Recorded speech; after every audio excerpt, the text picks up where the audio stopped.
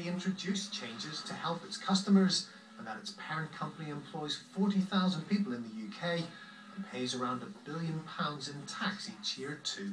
John Boylan, BBC News.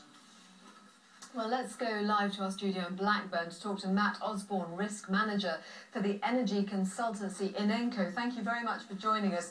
Can you understand customer anger when they hear of these profits at British Gas?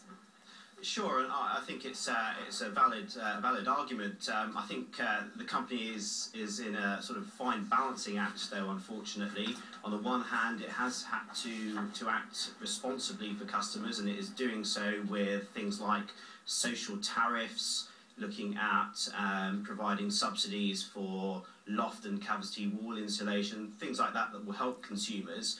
But it is, on the other hand, a business, and it has got to make a profit. It has got to invest in vital infrastructure for the UK in terms of securing gas and power supplies into the UK. And without that, only prices could rise in the future without it.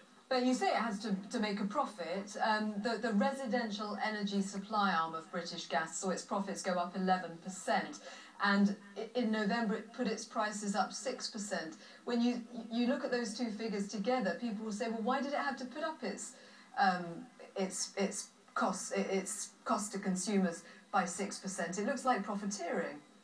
Sure, and I think one of the things to realise is that obviously the company has to buy its gas on the wholesale markets, and the wholesale markets are incredibly volatile. I mean, if you look at gas prices for this summer, 6 months ago they were 16% lower. So in the last 6 months they've risen by 16%. That's quite a significant rise, and it's those markets that the company is vulnerable to. How much money is invested back into the energy infrastructure to make improvements? Well, I mean, the company invests quite significantly. In the last year, it invested sort of 2.7 to 3 billion pounds into infrastructure such as new wind farms, repairing its gas and nuclear power stations, buying new gas fields in the North Sea and exploring the North Sea further. All of that is vital expenditure, essentially, for the company.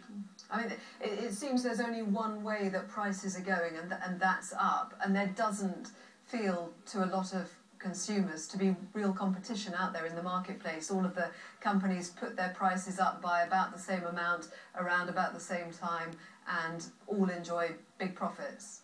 Sure, I mean, if we look at Centrica's other competitors, I mean, they typically earn between sort of £50 and £85 net profit per customer.